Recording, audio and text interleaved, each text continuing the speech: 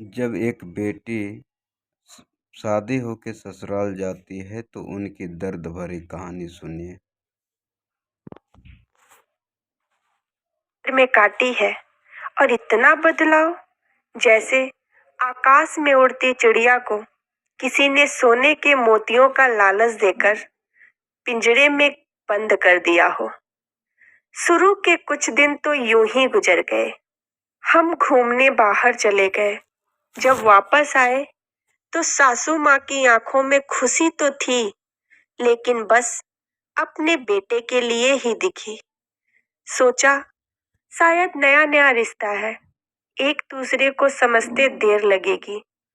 लेकिन समय ने जल्दी ही एहसास करा दिया कि मैं यहाँ बहू हूँ, जैसे चाहूँ वैसे नहीं रह सकती। कुछ कायदा मर्यादा है जिनका पालन मुझे करना होगा।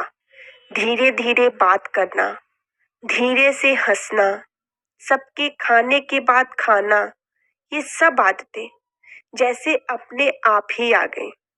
घर में माँ से भी कभी कभी ही बात होती थी। धीरे धीरे पीहर की याद सताने लगी। ससुराल में पूछा तो कहा गया अभी नहीं, कुछ दिन बाद। जिस पति ने कुछ दिन पहले ही मेरे माता पिता से ये कहा था कि पास ही तो है, कभी भी आ जाएगी, उनके भी सुर बदले हुए थे। अब धीरे धीरे समझ आ रहा था कि शादी कोई खेल नहीं, इसमें सिर्फ घर नहीं बदलता, बल्कि आपका पूरा जीवन ही बदल जाता है। आप कभी भी उठ के अपने पीहर नहीं जा सकते। यहाँ तक कि कभी याद आए तो आपके पीहर वाले भी बिन पूछे नहीं आ सकते। पीहर का वो अल्हड़पन, वो बेबाक हंसना, वो झूठे मुंह रसोई में कुछ भी छू लेना, जब मन चाहे तब उठना, सोना, नहाना, सब बस अब यादें ही रह जाती हैं।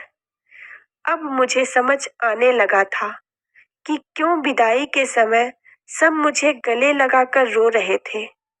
असल में मुझसे दूर होने का एहसास तो उन्हें हो ही रहा था, लेकिन एक और बात थी जो उन्हें अंदर ही अंदर परेशान कर रही थी, कि जिस सच से उन्होंने मुझे इतने साल दूर रखा, अब वो मेरे सामने आ ही जाएगा। पापा का ये झूठ कि मैं उनकी बेटी नहीं बेटा हूँ, अब और दिन नहीं छुप पाएगा। उनकी सबसे बड़ी चिंता ये थी, अब उनका ये बेटा जिसके कभी बेटी होने का एहसास ही नहीं कराया था, जीवन के इतने बड़े सच को कैसे स्वीकार करेगा। माँ को चिंता थी कि उनकी बेटी ने कभी एक गिलास पानी का नहीं उठाया, वो इतने बड़े परिवार की जिम्मेदारी कैसे उठाएगी। सब इस विदाई और मेरे पराये होने का मर्म जानते थे, सिवाय मेरे। इसलिए सब ऐसे रो रहे थे जैसे मैं डोली में नहीं, अर्थी में जा रही हूँ। आज मुझे समझ आया कि उनका रोना गलत नहीं था। हमारे समाज का नियम ही ये है, एक बार बेटी डोली में विदा हुई तो फिर वो बस मेहमान ही होती है घर की। फिर कोई चाहे कितना ही क्यों ना कह ले कि ये घर आज भी उसका है, सच तो ये है कि अब वो कभी भी यूं ही अपने उस घर जिसे मायका कहते हैं नहीं आ सकती।